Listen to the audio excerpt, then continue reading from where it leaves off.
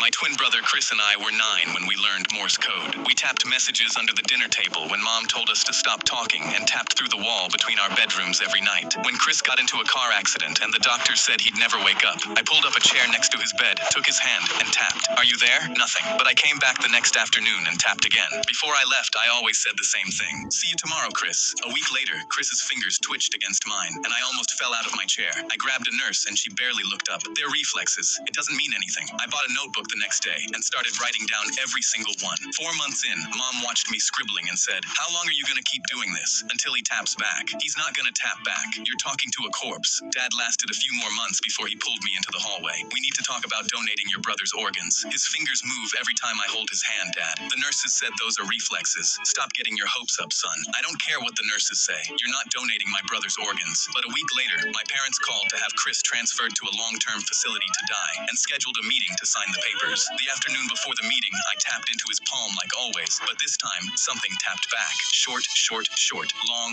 long, long. Short, short, short. SOS. I grabbed his hand. Chris, if that's you, squeeze once. He squeezed so hard my knuckles cracked. I stormed into the meeting room and told them my brother just responded to me. The caseworker said, this is very common with families who aren't ready to let go. My parents nodded. I grabbed the transfer papers off the table. You're not signing anything until you come see for yourself. I walked them to Chris's bed and grabbed his hand. Ask him anything. The caseworker asked what year it was. Chris squeezed out the answer. Count to 5. 5 perfect squeezes. His mother's name, tapped out letter by letter. By the 10th question, she said, he's still alive. We can't move him. Weeks later, I asked Chris what kept him fighting when everyone gave up. Heard Mom call me a corpse. Heard Dad say donate my organs. Heard all of them leave, except you. I asked why. I wanted to see you too.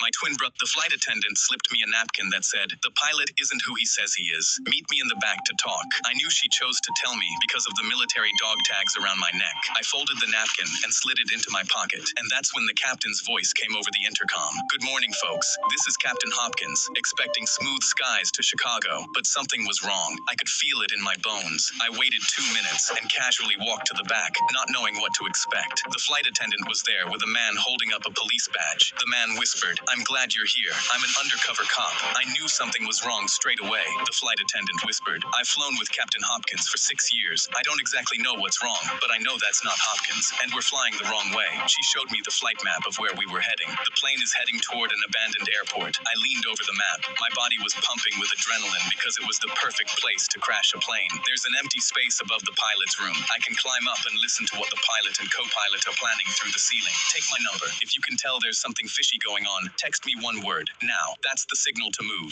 And to distract everyone while I climbed above the ceiling, the flight attendant made an announcement on the speakers to tell everyone to keep their seatbelts on. Through the cracks, I could hear 2 men in the pilot's room talking. 15 years ago today, our brother died because of Captain Hopkins. Now we get to crash his plane with him tied up on it while we impersonate him. I texted the undercover cop. Now, the cart slammed into the pilot's room door, and the cop kicked it open. I dropped through the ceiling and tackled the fake pilot out of his seat. The cop pinned the co-pilot to the floor. The flight attendant grabbed the radio. Mayday, our pilot is gone. We need help landing right now. She looked at me. Find Hopkins, the actual pilot. He has to be on this plane somewhere. I sprinted to the back of the plane, checking every door. I yanked open the closet next to the bathrooms, and Captain Hopkins was inside with his hands tied and tape across his mouth. I ripped the tape off. Get me to the controls. He ran to the front and dropped into the pilot's chair. He grabbed the wheel. Tower, this is the real Captain Hopkins. I'm landing this plane. When we finally landed, the cops dragged the brothers off in handcuffs. The flight attendant came up to me in the aisle. I pulled the napkin out of my pocket and held it up. You saved 200 lives with this. She smiled and took it back.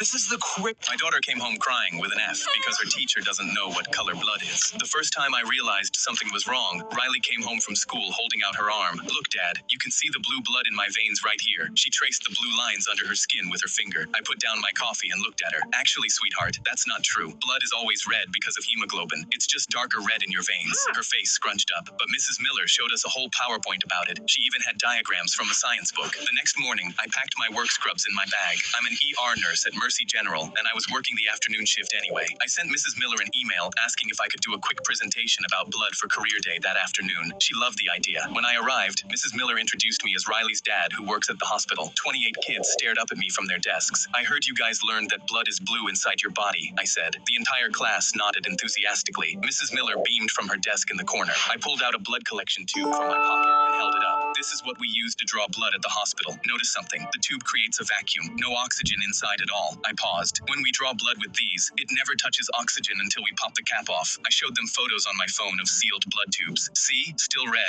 Mrs. Miller's smile started fading. She shifted in her chair and cleared her throat. A boy raised his hand and pointed to their science textbook. But our textbook says it's blue. I picked up the book and checked the publication date, 1998. Medicine updates pretty fast. We used to think lots of things that turned out to be wrong. Mrs. Miller suddenly stood up from her desk, her hands gripping the edge. Well, thank you for that interesting presentation, Mr. Johnson, but we need to move on to math now. I nodded and started packing when a girl in the back raised her hand. So our textbook is wrong? The class erupted in whispers. Mrs. Miller's jaw clenched and her voice got tight. The curriculum says, actually, I interrupted, pulling up the state science standards on my phone. I walked over and turned my phone toward her. The current curriculum specifically mentions this myth as something to correct. She stared at the screen and her eyes narrowed. Her mouth pressed into a thin line and her nostrils flared. Can I speak with you in the hallway? The kids watched as we walked out and the door closed behind us. Do you have any idea how hard it is when parents undermine my authority? Her face was red and her voice was sharp. Now they'll question everything I say. I kept my voice calm. Isn't that exactly what we want them to do? Question things and learn critical thinking? She crossed her arms tightly. I've been teaching for 22 years. I'm not changing my whole curriculum because some nurse thinks he knows better than our textbooks. The next day, I found out Mrs. Miller gave the class a pop quiz. Riley came home crying, her face red and puffy. Her hands were shaking as she handed me a paper with a big red F on it. I took a deep breath and felt my jaw tighten as I looked at the question. What color is blood inside the body? Riley had written red, and Mrs. Miller had marked it wrong. I requested a meeting with Principal Davis and brought printouts of medical textbooks, the state science standards, and Riley's quiz. The principal called in Mrs. Miller and asked her directly, is blood blue inside the body? After a long pause, Mrs. Miller said, it's what the children understand better. I leaned forward in my chair. My daughter is crying every morning before school because she's afraid of getting F's for writing down the truth. The next day, the school replaced their science books. Now whenever Riley learns something new at school, she comes home and asks me, Dad, is this actually true or is it just a Mrs. Miller truth?